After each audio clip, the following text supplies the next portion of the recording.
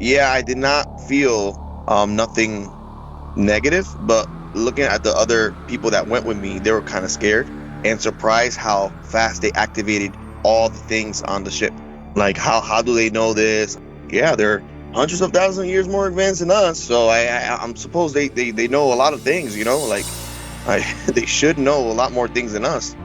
Well, there's been some concern expressed that the Nordics needed us to gain access to the Arks, but once they gained access, they're now taking over control, and they're doing this. So did they need access from the normal surface humanity, or? They still do need access because of us. We're involved. We're part of what they're working on and what we're working on. It's an asset. We found it. It's really important to humanity, these Arks. We still have control. It's not like we stopped having control, but the Nordics, they have control of the ship itself. They have control over the situation of how the Ark is going to be turned on, because they're scared of how we're going to do it and who's going to be in charge of it. Having the Nordics in charge is going to be neutral for everybody involved, for all the other nations, that. Remember, they moved the Ark more into the Atlantic for other nations can have access to these Arks, not just the United States, or not just China, or not just Russia, or not just Brazil. Everybody is going to be involved. It's the whole humanity is going to be involved with these Arks. So when they saw that one was like really in charge of everything, they were like, okay, no, this is for everybody. It's not just for one particular people. I believe personally that the Nordics, they're just scared of how things are going to be just with us in charge with the Ark. You're listening to Exopolitics Today with Dr. Michael Salla, your source for the uncensored truth regarding the human, extraterrestrial, global, and political agenda. Click the like button and subscribe to this channel. And now, here's Dr. Michael Salla. It is December 30, and I am with JP. He has a short update to share with us. So welcome, JP, to Exopolitics Today. How you doing, Dr. Salla? I'm proud to be here to bring you this information that I got the green light on, and it's going to be interesting. It's really interesting. I'm getting flashbacks of what happens and what happened, and I can start telling the experience. It was a weird experience. I haven't had an experience like this in a while. I had an appointment, right, to go visit the hospital of this particular military base.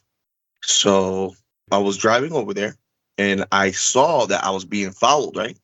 I'm like, oh man, okay. So I'm going to go into the base. They're not going to go into the base because, you show your ID to go into the base, and, whoever doesn't have an ID can't go behind you. So I passed by the gate. I showed my ID, and then the car was behind me. They were following me for 20 minutes. And I see that they entered also and kept following me. I was like, oh, shit. All right. They're following me. Okay, cool. So I went to the hospital. I parked. I got my book bag and all that. But I felt a sensation of doing things without being asked to do. Like, not mind control, but I had the sensation of time passing a long time and me staying in the same position for a long time. So that was quite weird when I was entering the hospital. So when I was going up the stairs, I felt like I was going up the stairs for days. I'm like, man, when are these stairs going to stop? Jeez, I kept going up. That was a weird sensation when you feel that time is going really slow. So I got to the place, and then there was 6 other soldiers, right? And there was another soldier his name was Dan. I remember his name was Dan. And he's like, hey, do you know why we're here? I'm like, I kind of know why we're here, but I don't know if I can tell you. He's like, well, I'm here because they're going to do a study on us. I'm like, yeah, something like that. I read about something like that they were going to do a study on us. And then the other guy that was sitting in the corner, he's like, oh man, this is about those crazy missions. I'm like, what are you talking about? And he's like, don't worry about it, man. Don't worry about it. So everybody's hesitant to talk about their missions. Because I know there's other soldiers having different kind of missions that is not connected to the missions that I do and other soldiers do. So we were waiting, and then the nurse was like, okay, everybody come to the back. So we got in line and we started filling out this paperwork. Basically, the paperwork was like a psychological evaluation. Oh, do you feel good today? How far was your house? Do you feel safe in your house? Like different types of weird questions. And then we go into this hallway and we walk by these rooms, and it says room 1, room 2, room 3, room 4, room 5, room 6. I was the 6th room. So we all sit down and we all start getting, each person had a nurse, and we all start getting hooked up with these different wires all around our body. And I asked the nurse, oh, like what type of test is this and all that? Oh, it's a type of sleep study test, dream, to see where your mind is at, to see what's going on. So they painted it like a sleep test, right? And they have an intercom, right? That they talk to all the soldiers. Oh, yeah, when you guys are ready, let us know if you need anything. So everybody was getting hooked up and all that. And then at 2:00 in the morning, we heard a big sound, like a big horn. Like the horn was like, it was loud.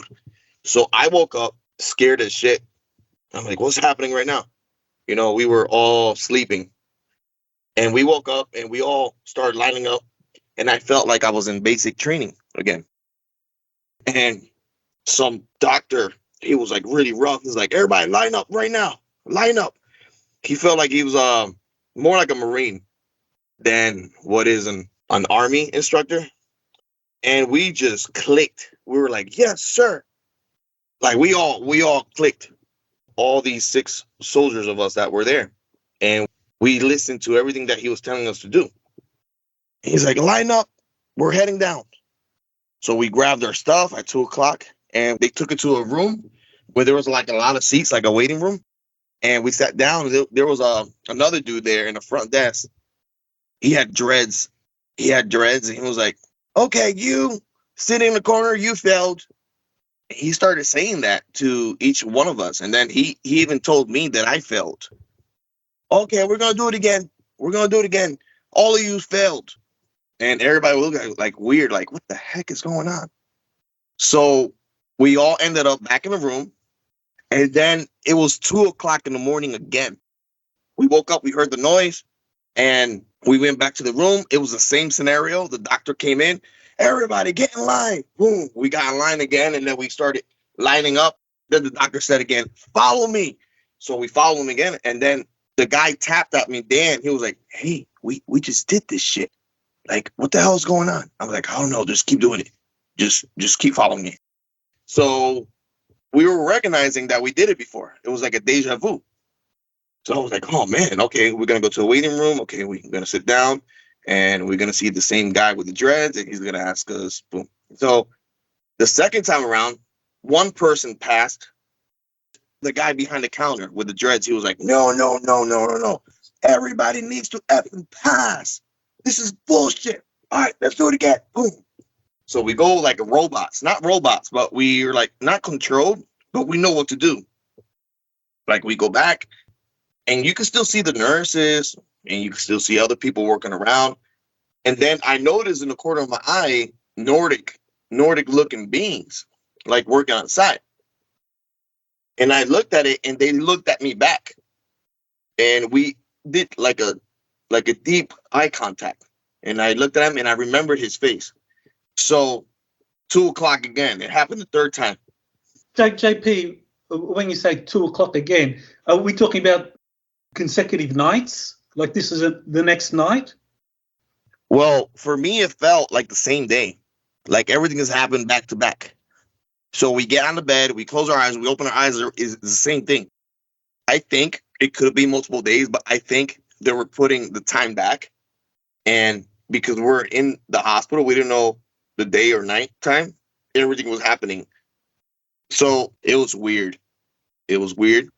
So the third time, it happened again, 2:00 in the morning, boom, the doctor shows up. Everybody get in line. And I noticed when I was walking down, Dan, he tapped on me. Hey, he said the same thing. I'm like, Dan, yeah, we're doing the same shit again. He's like, yeah, man, this is like the fourth time. But I'm only remembering the third time. I'm like, oh my God, what's happening? And then we all passed. We were sitting down and then we all like passed what happened. And then they took us to another room.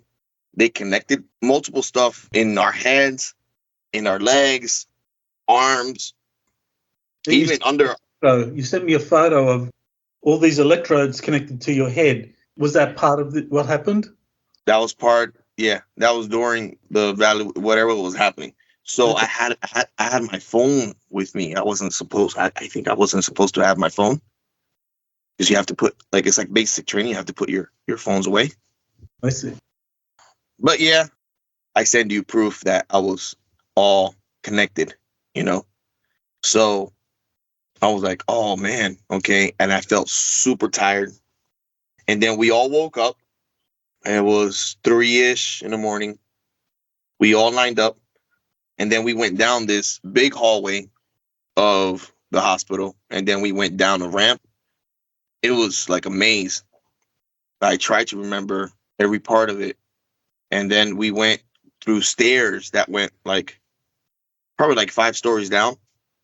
And we lined up and I was like, hey, I was only close with Dan. He was the only one that was talking to me. I said, Dan, what do you think is going on now? He's like, I don't know, but I need my freaking shoes on. We were without shoes. We didn't have no shoes on, and we had shorts. It was cold as shit. We were really cold, and we were lined up. And there was a podium there, and then we sat down in this big auditorium-looking place. And there was starting other soldiers, different branches coming in, but they were dressed. But there was other with PTs on and others with regular shorts like us. Some with shoes, some without shoes, and there was a holographic looking person talking in the podium, and you could see that he was holographic because you could see through him. And then he was saying that, okay, there's going to be a great mission coming up at 2024.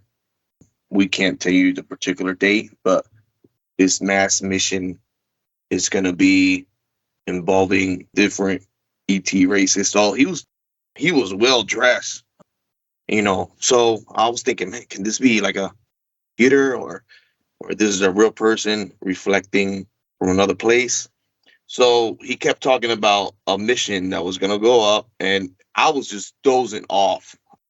I was trying to be polite to stay awake, and I was just dozing off, and I dozed off to sleep, and I woke up, and I ended up back in the room. Same time, 1:58 before 2:00, and I was waiting.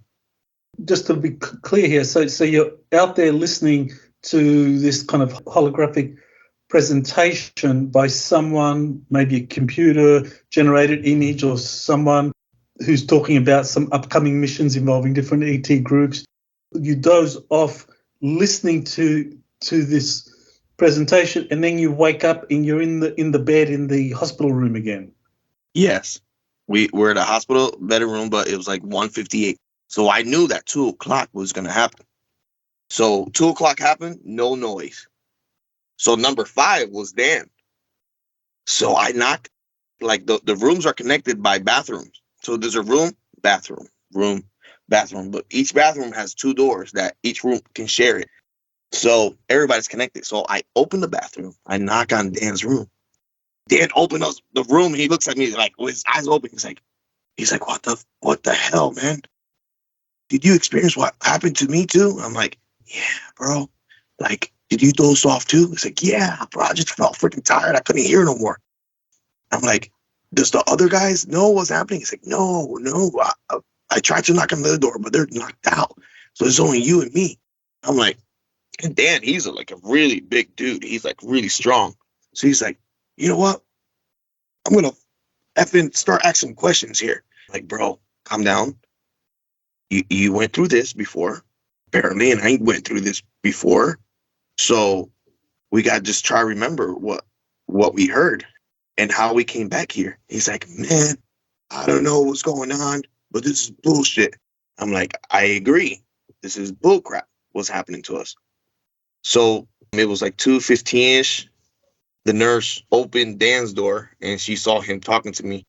She's like, aren't you supposed to be sleeping? And Dan's like, yeah, I was just asking questions because we're all connected. We're all connected. And Dan was like, man, we'll talk tomorrow, bro. We'll talk tomorrow. And then we closed the door. I slept. And we woke up the next day. And I knock on Dan's room. And the room is like clean. No Dan. And everything is nice and neat. Like if nobody was there. And I asked the nurse, I was like, wasn't there like 5 other guys there with me? She's like, no, it was only you. You were the only one that was doing the study. And I'm like, I look at myself and then I go to the bathroom to brush my teeth. And then I decided to look in the garbage can. And I see an extra like razor blade there and a couple more papers that I knew I did not put in. And I called the nurse here. I said, hey. So I asked the nurse, I said, if nobody was here, why is this in the garbage can? So she comes really fast and grabs the paper and grabs the garbage. She said, oh no, that was like from the other night. I'm like, So I go back to the counter and then I get my stuff. I sign some paper and they're like, oh, how was the study? Blah, blah, blah. So they asked you to sign these papers and to see how was the studies. And I wrote down in the comments and I said, it was weird. It was strange. And the nurse from behind the counter, she started laughing. And I noticed I had 2 patches in the back and I have a lot of hair and it sucked trying to get out. And I started heading back to the car and I was driving away from the hospital. And then I remember that I forgot my dog tags. Like, man, I can't be without my dog tags. And I had a gold chain. So I'm like, I turn around, I go back. I say, hey, I left my dog tags. I go back to the room. I close my eyes. And I swear to you, it was the last time I was all connected again. That's when I woke up and I send you the picture. So I was confused. So I wanted to register this. Then I noticed it was 12 something or 11 something p.m. I go to the next door. I knock on the door and Dan is there.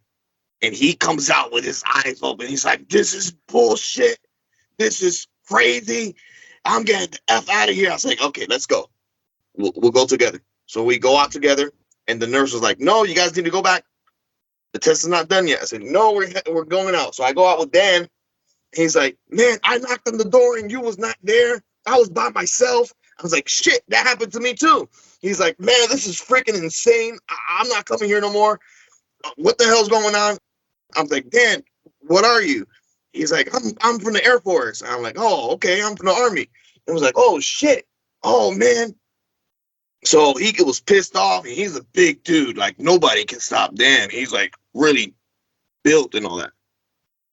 Like twice bigger than me. And I'm like, Dan, calm down. I know you're pissed off. And then he comes to his book bag. He comes and puts dip in his mouth. He's like, F this. I'm getting the F out of here. I said, okay, I'm going to follow you. But then I follow him back. And he left in his car. He had a red Toyota. Remember that? And he left. And I never got his number. I'm like, shit, man. Dan. I remember his name, Dan. And he left. He was just pissed off. And I left too. So that experience was really, really weird.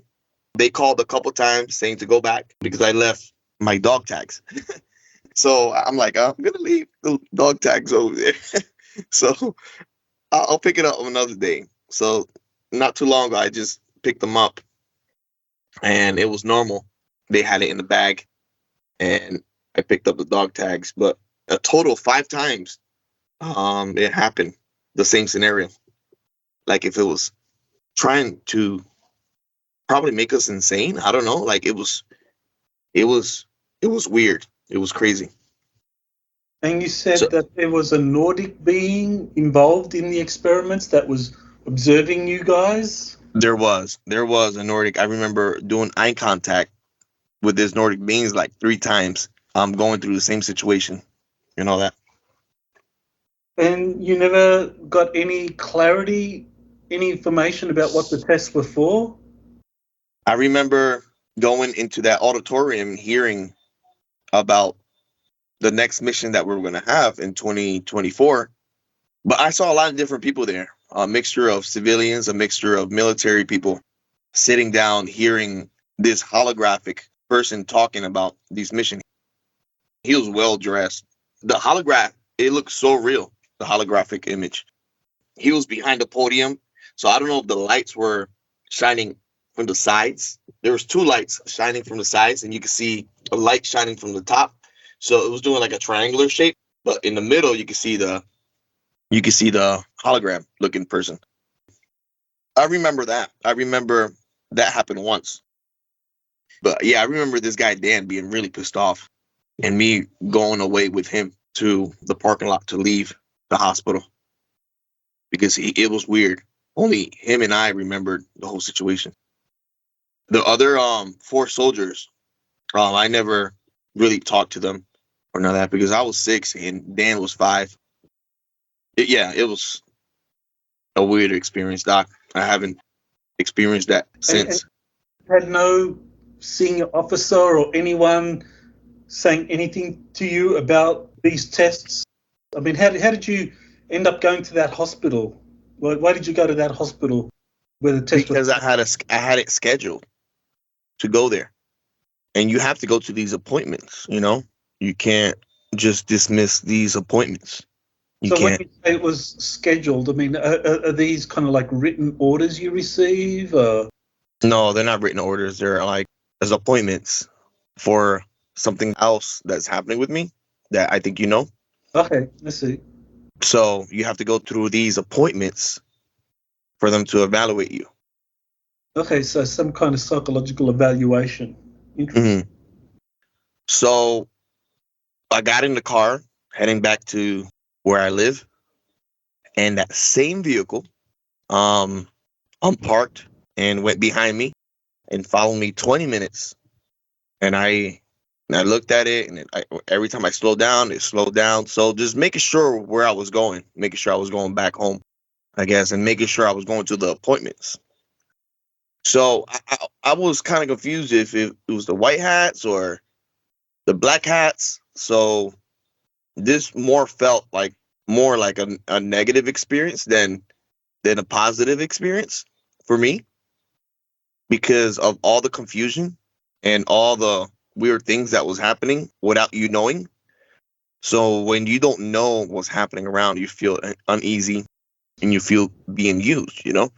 So yeah, you should have seen the eyes on this big dude when he was pissed off. Dan, he was pissed off. And I think he has been through a lot of shit too. I think a lot of people soon they're gonna be coming out, especially 2024, about their experiences in the realm that I'm in. But there's good experiences, Doc, and there's bad experiences. It's just the people that are, I guess, Well, in we know. charge of these experiences. Well, we know from the past that there's been a negative faction that doesn't like what you're doing.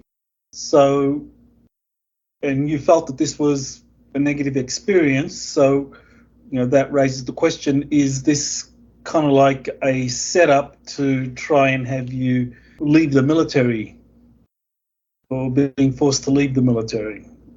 What do you? Yeah, I think if probably like a regular person's go through this, I think they will become insane. They will become questioning. They will question their life, you know? Like, what's your purpose? What's happening? This and that. And I remember the Nordic looking straight at me with his eyes, and we locked. But I did not hear no language coming from him. Did you get any vibe? Did you feel he was a friendly? Was it neutral? It was mutual. Mutual. I saw him like working there. You know that he had a different uniform, a uniform that is familiar to what I saw on the donut-shaped ship in the Atlantic. So the doctor, he was an officer that was telling us to line up. The nurse had a weird, different uniform. It looked like similar to like a Star Trek looking uniform, but it was a different type of uniform. But the last time we saw the nurse, she had the regular nurse uniform. So it was a lot of weird things that happened that was kind of confusing to me. Okay, and as you said, that was probably intentional, that they were trying to do something to stress you guys, to put you under some kind of mental pressure. It was part of a test, and I know you said to make you insane, that others would feel insane. So yeah, this Oh is... yeah, oh yeah. I think if other people went through this, and I'm sure, oh my God, I'm sure there's a lot of people that go through this type of situations. But I don't really think it's connected to as much as to the military. I think it's connected to other people. I see. So you've done a lot of missions. We've reported on those missions. Typically, these are missions that have a purpose, and we've been able to talk about it. And you feel that you're working with white hats. But in this incident, you feel that this was something arranged by a negative faction, black hats, to put you under some kind of mental, psychological strain. Probably to grab information of certain missions, because even though I go through these missions, there is a mixture of white hats and black hats involved, you know. But it's like politics, right? Democrats and Republicans. It's insane. And then there's the push of higher rank and lower enlisted and higher rank, and you have to comply. You know, if you don't comply to these higher rank people, you're screwed. So you just have to mechanically do whatever they tell you to do, not unless one or two starts questioning, like how Dan was doing. It was funny the way he was acting, and quite surprising how he just got up and left, and I just followed him, and I said, "This is bullshit, you know. Let's go." Because we felt the same thing, you know. It's not like it was different. We knew that something fishy was going on. So yeah, that the car stopped following me, and then I actually drove to another base, because from there we had to keep working. So I didn't go home. I kept going to another base for me to keep working. So I was sleepy, tired and all that, and they noticed that. So because of New Year's and the holidays, it's like a half days, you know, and 3/4 of the day we're working and trying to get stuff done. So one of the person in charge saw me that I was sleepy, and they knew I was in this type of, they knew where I was. So they sent me home. It's like, "Oh yeah, you can go. We got you covered." So I left. I went home. Okay. After I went to the base. Mm-hmm. So it was quite an experience, you know. It wasn't a mission or all that, but it was an experience that I think other people go through, and it's rough. Okay, well, I want to ask you some questions about two of the previous missions, because there've been some controversy over whether or not the Nordics involved in those missions are positive or not. So I just wanted to go back to the mission or the experience you had with, I think it was Jasif, where you got out of a car and you went into the bush, and Jasif gave you a blue liquid. And I just wanted you to clarify whether you feel overall that was a positive experience, whether Jasif was in some way compelling you mentally. Yeah, what are your general impressions of that, what you experienced with Jasif in that earlier update you gave me? I felt safe. I felt that he was trying to help me in a way. Yeah. I don't think I felt that negative vibe coming from Jasif. The ship, it looked familiar to me. It looked like that ship I took a picture of the porthole. That's So right. I felt peace. I was a little bit hesitant of the liquid, a little bit, but he knew I was hesitant, and he said, "No, it's safe to drink. This is to help you." So I drank the liquid. Yeah, I think I felt more peace than a negative feeling with Jasif. Did you feel any kind of compulsion during the whole experience? Because, you left your car on the side of the road. Was it, when you parked it, were you like under some kind of mental compulsion to stop your car, get out and go to the craft? Or did you just see the craft, stop the car, park it? It wasn't like a robotic feeling, but I knew I was being fished. When I say being fished, when you put a worm on a hook and you throw it into the water, you're going to catch a fish, right? Right. So when I see a ship landing right beside me, that's my worm. I'm going to get out from that car and I'm going to check it out. So I think I was fished, yeah, but not controlled. I see. Okay, so it was free will all the way. Yeah, it was free will. But yes, I was fished. I was lowered to go to the ship, like to check it out, because they knew that I like to check things out. I guess that's what happened in Brazil. I was fished. I saw the light, and they kind of knew this guy is gonna come out and he's gonna check us out. And I went and touched the ship, and the rest is history. So I think they know who they can fish and what type of fish they're gonna catch. So they're really careful of what lure to use to bring you to the experience of interacting with ETs with them. So that, yeah, it was an interesting experience. But yeah, I did not feel no fear. I did not feel sad. I did not feel what I felt in the hospital, you know, like that negative, not remembering type of feeling. They're using me. It was a more pleasant experience with Jasif. I see. And with the Space Ark, the sixth mission, where you went down there and there were a bunch of Nordics that had taken over control of the Space Ark. Again, there's some concern over whether these Nordics are positive or not. So, what was your feeling interacting with those Nordics down there? Well, when I was in the ship, there was more things activated there. So I had a sense of that beautiful feeling that everything was working out. And you look at their faces and they're smiling. Other ones are really serious because they're working. But yeah, I did not feel nothing negative. But looking at the other people that went with me, they were kind of scared and surprised how fast they activated all the things on the ship. Like, how do they know this?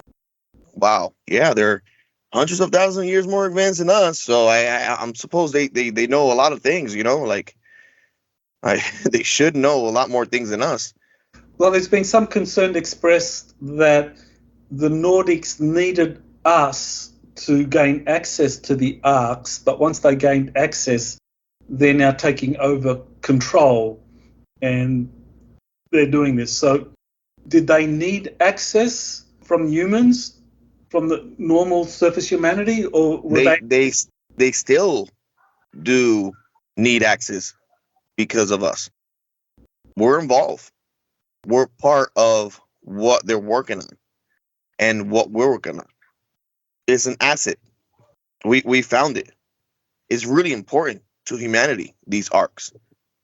So we still have control. It's not like we stopped having control in a way, but the Nordics, they have control of the ship itself, like as in, man, how can I put this in English? Okay, ellos tienen control sobre la situación. They have control over the situation of how the arc is going to be turned on, because they're like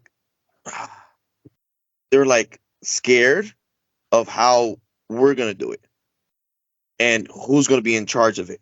So having the Nordics in charge is going to be neutral for everybody involved. For all the other nations, that. Remember, they moved the arc more into the Atlantic for other nations can have access to these arcs, not just the United States, or not just China, or not just Russia, or not just Brazil. Everybody is going to be involved. It's the whole humanity is going to be involved with these arcs. So when they saw that one was like really in charge of everything, they were like, okay, no, this is for everybody.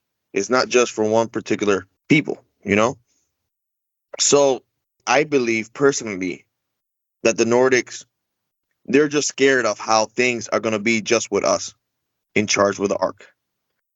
Because as you're talking about Americans, that the United States, if it's in control of the Ark, the Nordics perceive that there might be some misuse, or that could lead to tension with other nations that feel left out. Well, not just Americans, because there's other people involved investigating these arcs.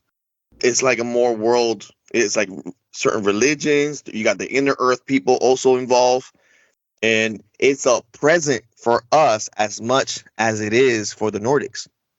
So the Nordics want to be involved as well. But because the Nordics are super more advanced than us, they have more access on the ships, on the arcs. So they're as interested as we are interested. But they just have more technology to activate more stuff on the ship. So it's like, okay, giving a cell phone, you go to the Amazon, right? And you give a cell phone to an Indian guy, right? And he doesn't know what to do with it. But you give it to somebody that is an advanced living in New York and come down to the Amazon, right? And they look at the cell phone and they know how to work with it. The Indian guy is going to look at that guy like, man, he's taking control of it, but he's showing me videos. He's showing me stuff with it. So cool. Let him just keep doing it. Let him just keep using the phone, and we can just be with him while he's using the phone and learn on the way. That's a literal analogy, similar to what's happening now. Nordics are really more advanced than us, and they're involved in a lot of different projects, not this one. Outer in our solar system and also in our oceans and also around Earth. So we know that we are primitive compared to the Nordics. So we're letting them.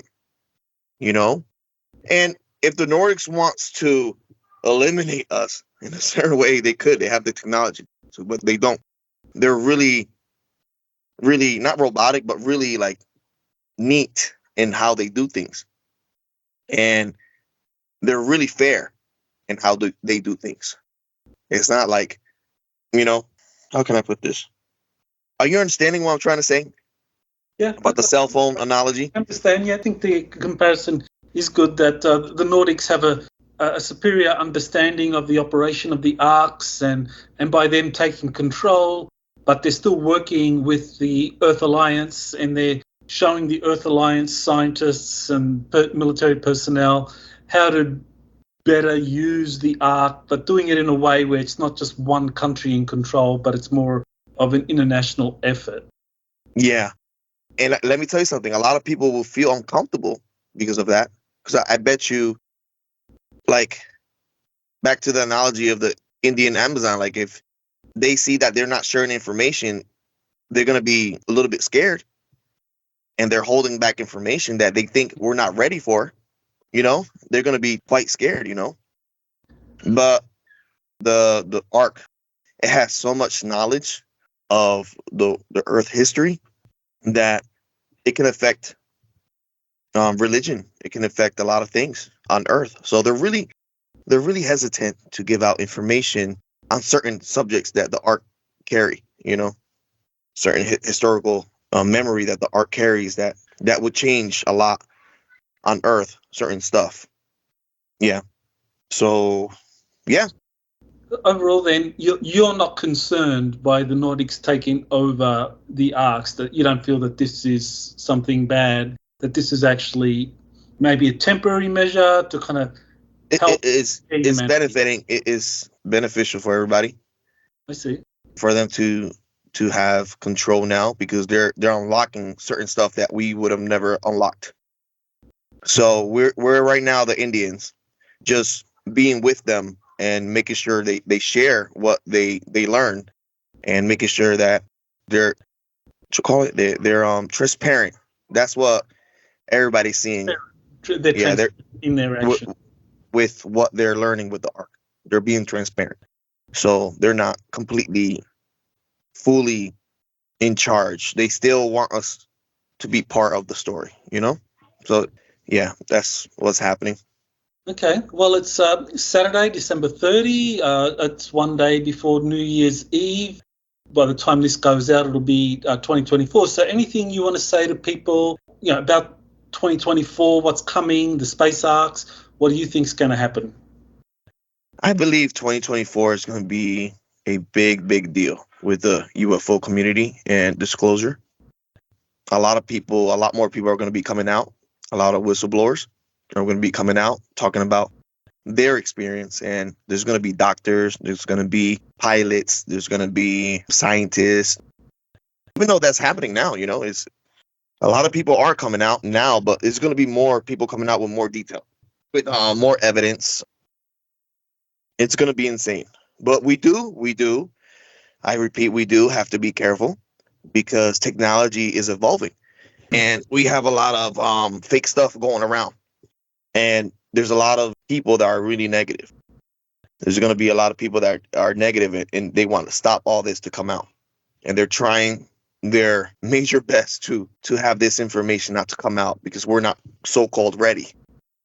But I believe with all this that happened in 2024, I think there's a lot of people being more open and more acceptive of everything that's going to come out in 2024.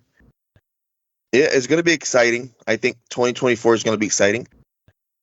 These things that's happening with the Arks, I think they're going to try to block as much of it until these ships, even though they're getting closer from Jupiter, the ones in the asteroid belt by Ceres, there's going to be more information coming out on the moon Phobos that people are going to be really excited in 2024 about that so-called monolith that is on Phobos.